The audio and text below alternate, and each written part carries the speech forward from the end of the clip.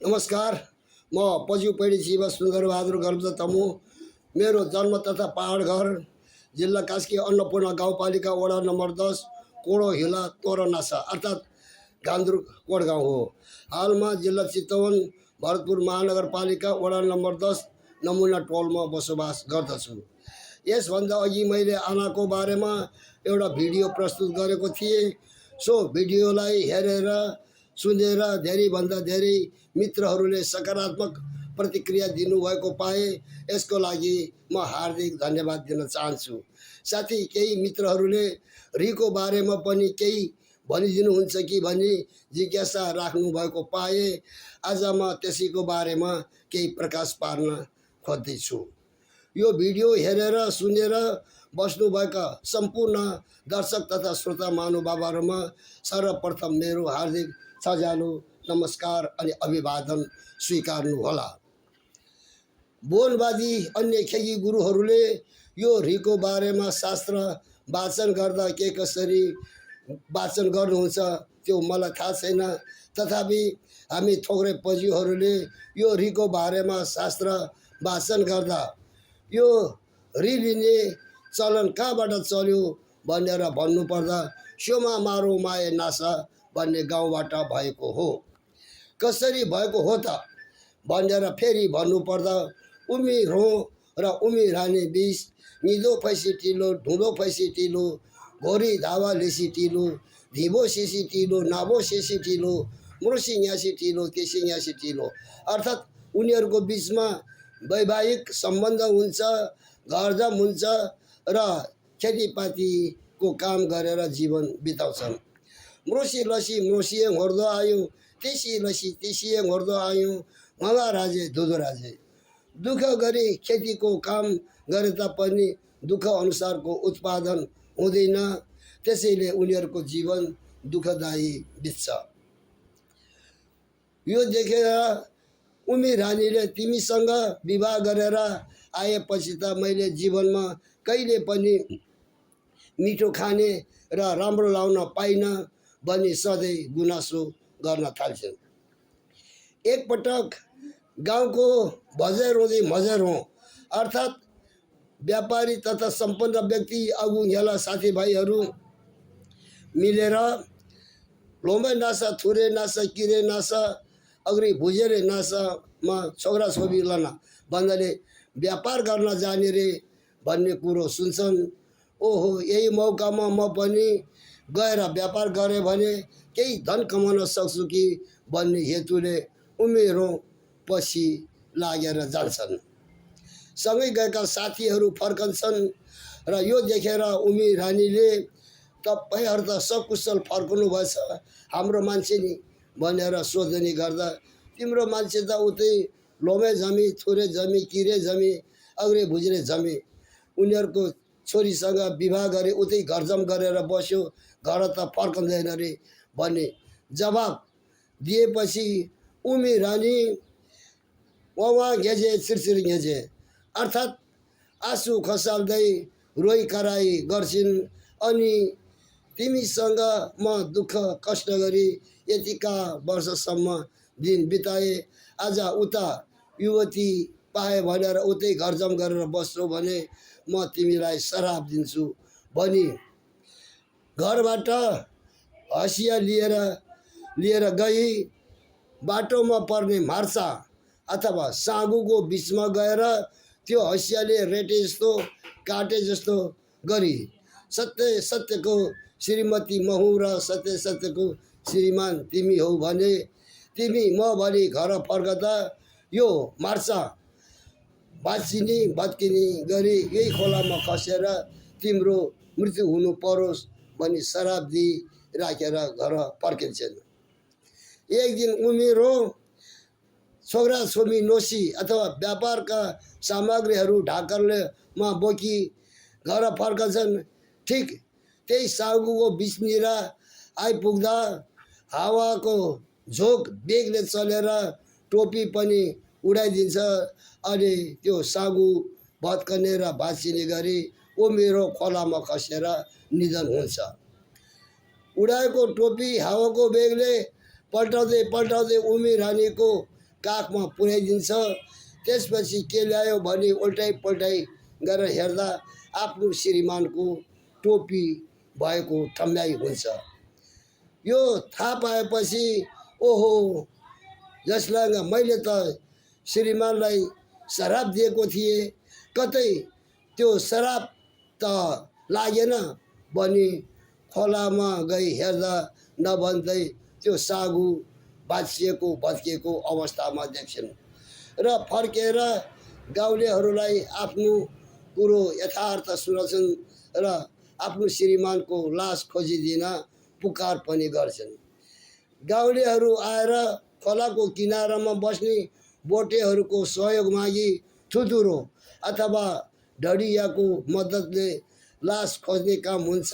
सिङ्गो लास त फेला पार्दैन। तथापि क्रना क्रजा झुग्री योजे घोना घोजा घ्रिघ्री योजे योजा लेजा घ्रिघ्री योजे मृबी पुरो छारासी छर्ना लेना घ्रिघ्री योजे। अर्थात् कपाल, कुम, जिब्रो, हात खुट्टा र नङहरू फेला पार्छन्। त्यो भेट्टाइएको अङ्गहरू उमिरोको हो कि होइन भनी उल्टाइ पल्टाइ हेर्दा उमिरेकै हो भनी निजो अथवा थम्याइ हुन्छ। र त्यसपछि उमी रानीले योरी खिबे घरदम चुरा तिवाजे, कुरी खिबे मेला कोरो टोवाजे, नरी खिबे नथ प्लिवाजे, अनि शरीरमा लगाएको भर्काइ भुर्काइ कपडाहरू प्यामे प्लिले कोरोजे अथवा फेर्छन् र सिबु खुर्जे मबु खुर्जे अनि नुहाइ धुवाइ गरेर बिधुवै बन्दछ। त्यसपछि त्यो भेट्टाइएको अङ्गहरू के गरौँ भनी छलफल हुँदा अहिलेको हाललाई यो बाँसको ढुङ्ग्रोमा राखी हाम्रै गाउँ नजिकको सोझ्याफो अथवा डोबाटोमा लगेर राखौँ भनी उनीहरू फर्कन्छन्। त्यसपछि सोझ्याफोए घुइसुरा पुम्बे होग्रिदा सबरी तिसी थी योब्री तिसी थी लोमा छैरो थिए हिमा प्योरो थिए हुइमा तेरो थिए अनि घ्योमा म्रोडो थिए। सोझ्याफोए घुइसुरा पुम्बे होग्रिदा प्रेतात्मा गराई अनि लुकाउँदा अरूले नदेख्ने गरेर अनि डराउँदा सहारा पाउने गरेर बोलाउँदा सुन्ने अनि हेर्दा भेट्टाउने गरेर त्यहाँ राख्छ। त्यसपछि तसीमा छेची दिएला मिसीमा पौरो दिएला बिग्रो सीमा धालु चारौला गेलु चारौला ढोलु चारौला स्योलु चारौला मोलु चारौला। अर्थात् भाइ कुटुम्बहरू र गाउँलेहरू त्यहाँ जम्मा हुन्छन्। त्यसपछि छलफल हुन्छ। जे भए पनि यो भेट्टाइएको अङ्गहरूलाई आधार मानी यसैलाई रिपे गरी यो उमिरोलाई स्वर्ग तारिदिनु पर्यो भन्ने निर्णय हुन्छ। त्यही निष्कर्षको आधारमा गाउँको सहयोगी स्यार्मी छेउलाई पठाई थोग्रे पज्यूलाई क्रसी टेसी गरेर ल्याउँछन्। थोग्रे पज्यूलाई फेगुरो अथवा ढोक गरेर आसन ग्रहण गराइन्छ र सम्पूर्ण कुराहरू बेली विस्तार सुनाइन्छ र थोग्रे पज्यूले पनि घ्याल्दी घ्यामै सिँगार निकाल्नुहुन्छ। अर्को अथवा पितृ कार्यको थालनीको दिन छोराले धुलो लिने, छोरीले क्रबो भुवा अनि दग्रालले धको काम गरिदिने। त्यसपछि गएर कुटुम्बहरूले गेलु गरिदिने र गाउँलेहरूले क्रबो क्रोलु गरेर उमिरोको रिपे सुरुवाती हुन्छ।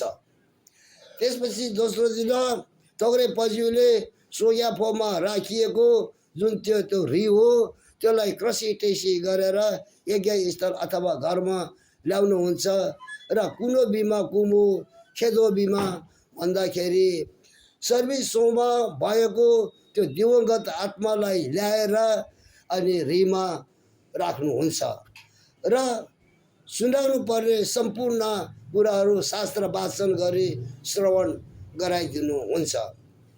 त्यसपछि राधो बिमा पदुश्यामा अथवा ढोलक बजाइदिनुहुन्छ, मधुश्यामा ट्याम्को बजाइदिनुहुन्छ, हेर्गा श्यामा ढ्याङ्ग्रो बजाइदिनुहुन्छ र सेल्जियो छ्यापा भनेको झ्याली पनि बजाइदिनुहुन्छ। भ्यादो बिमा म्यामो सेदो बिमा सेमो अनि सोगै सोपा पनि घेँसाइदिनुहुन्छ। अनि त्यसपछि थोक्रे पज्यूले दिवंगत आत्मालाई दुःख दिने सम्पूर्ण रुचै मोहबाट छुटकारा दिलाई मुक्त अथवा स्वतन्त्र गरिदिनुहुन्छ। त्यसपछि घर परिवार दभाइ नाता गोता कुल कुटुम्ब इष्टमित्र गाउँले सबैसँग बिदावारी गराइदिनुहुन्छ र गाउँलेहरूले पनि क्रबो क्रलु धलो यलो मोलो सेउलो खज्यो तिजो गरी बिदाई गर्छन् र थोक्रे पज्यूले स्वर्ग यात्राको प्रारम्भ गरेपछि शास्त्रीय भाषामा सोनासा, गुरुङ भाषामा सुमिनासा र नेपालीमा स्वर्गमा पुर्याई पितृहरूसँग मिलन गराई छाडिदिनुहुन्छ र क्रोली क्रोमरा भन्नाले भर्याङ पनि उल्टाइदिने र ढोका पनि बन्द गराई छाड्नुहुन्छ। त्यसपछि एउटा मानव र अर्को मानवको बिचमा मेल नखाने म हस्तरेखा जिन कपाल जिब्रो पसिना थुक र नङ गरी 7 वटा छन्। हस्तरेखा जिन जिब्रो पसिना थुक त सुक्ने र सड्ने गरेर मासिन्छ नासिन्छ, तथापि कपाल र नङ भनेदेखि कुहुने र सड्ने हुँदैन। मृतकको यही अस्तु अथवा लिएर राखी पयकर्म गर्ने समयमा जुन दिवंगत आत्मालाई ल्याउँदाखेरि आफ्नो त्यो अङ्गलाई पहिचान गरेर अथवा चिनेर त्यो दिवंगत आत्मा त्यो हृमा आए सजिलै बस्छ भन्ने हाम्रो विश्वास छ। र यसरी थोक्रे पज्यूले उमेर होको जुन त्यो दिवंगत आत्मा हो त्यसलाई स्वर्गमा पितृहरूसँग मिलन गराइदिएपछि यता यज्ञस्थलमा पनि त्यो हृ राखेको बाँसको ढुङ्ग्रो फोर्ने, हृलाई निकालेर शास्त्र वाचन गरी मन्त्रले अभिमन्त्रित गरी त्यो हृलाई उचित व्यवस्थापन गरिसकेपछि उमेरको हृपय विधि सम्बद्ध समापन भएको घोषणा गर्नुहुन्छ। यसरी हृपय गरेर उमेरोले स्वर्ग प्राप्ति गरे अनुसार त्यही चलन अद्यावधि चलिरहेको छ भन्ने जानकारी गराउँदै आजलाई भनेदेखि बिदा हुन चाहन्छु। फेरि यस्तै नयाँ नयाँ धर्मका कुराहरू लिएर उपस्थित हुनेछु। तबसम्मको लागि ओझेलमा परे।